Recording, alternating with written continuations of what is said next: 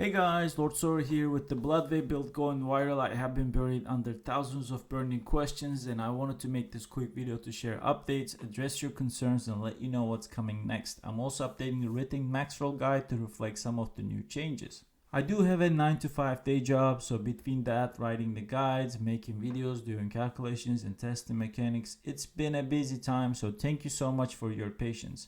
Also, due to the storm and freeze in the southern US, I could not play much on day 1 and have only managed about 15 hours of gameplay so far. Despite that, I have already completed pit tier 120 in about 11 minutes while being only Paragon 167. You will also see that at the end of the video, how rough my gear is so far, except the mythic uniques I was able to get.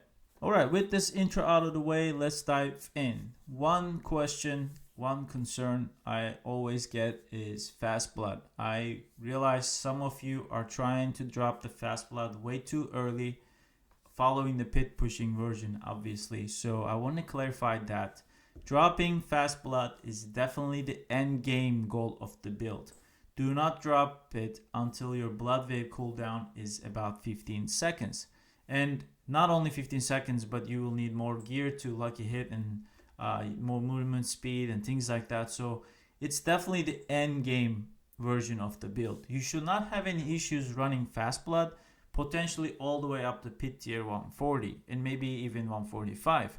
However, beyond that, to get to 150, I think we will need more damage multipliers, which means we need to replace Fastblood with another multiplier. I'm aware that dropping Fastblood is not a user-friendly choice, but I believe it will be required to reach and effectively farm tier 150. But up until that point, and we will yet to see, please do run Fastblood. It's okay. In my planner, in my written guide, the mythic version is running Fastblood. It's much more user-friendly experience, much more enjoyable, and maybe you don't care about pushing that high. Maybe you just want to have fun with the build. You can still get very far with Fastblood. And to follow up with this and give you guys more context, I will break down on the screen how to get your blood wave cooldown below 15 seconds, so you actually have somewhat of a more idea of what you need to go after with your gear, or get a little bit more fundamental knowledge there. At rank 7, and the screen is showing from my spreadsheet, blood wave has about 38-second cooldown. You can temper ultimate cooldown reduction on your rings and amulet, and non-GA Casimir Legacy will give you about 36% blood wave cooldown reduction. When we run the formula, you will end up with about 15-second cooldown. Now let's assume you have a very GG Casimir's Legacy pants with double GA cooldown reduction as well as double damage. In that case, the cooldown reduction would go up to 48%, giving you a 12-second blood wave cooldown. This is what you should aim for to really min-max your build. But again, this is very optimized, high-end pushing. If you don't want to go that far, you can still run the Fastblood version and comfortably cruise through most content, likely up to pit tier 35, 140, maybe even 145. So overall, if you really want to sweat towards the end, you'll keep pushing and you hit a wall, consider dropping Fastblood then and experiment with it.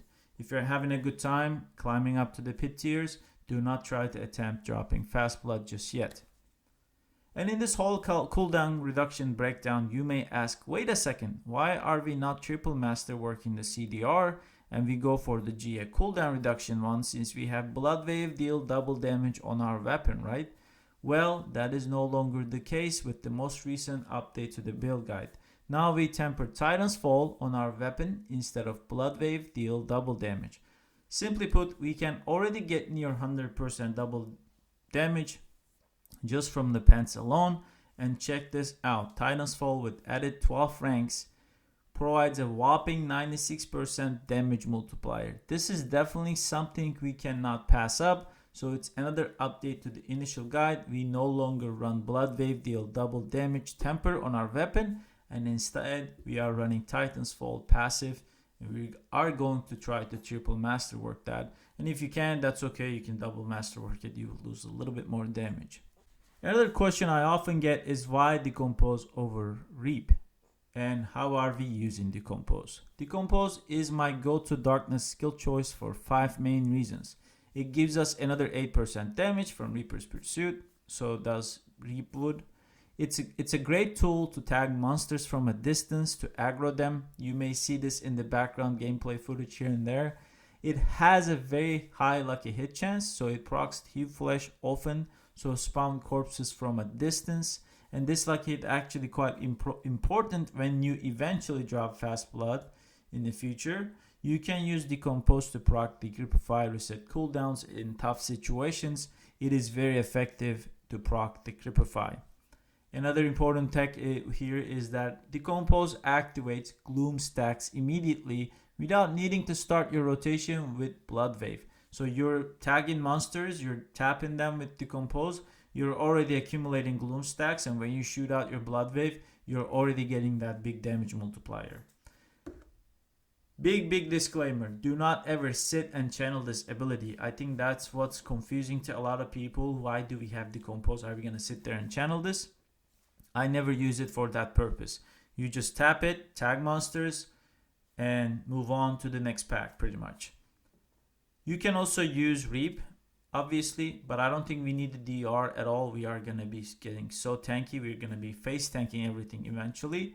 Attack speed on Reap is also very unreliable since it's hard to time it with Blood Wave, and it's not something I really want to think about in my rotation. I'm going to make a more detailed video showing more gameplay footage and explain how I use this and manage these elements. Hopefully that clears up some of the questions for now, and I will be actually sharing a lot more gameplay mechanics regarding to this build, because Blood Wave is actually much deeper than a lot of people probably think. It may seem like you just press a button and go, but as you push high pit tiers, there's a lot of rotations that you need to be mindful of, a lot of little key tech things that I'm gonna cover in the next videos as well. And honestly, that's kind of why I love this build so much. It feels very rewarding to play for me. Another common question is about damage while fortified tempers on gear. I have made a detailed video on this. I'm gonna be linking in the description below. So hopefully that clears some of that confusion on how it synergizes with rank 5 Blood Wave scaling. Another thing I wanted to talk about is the Tidal Bug.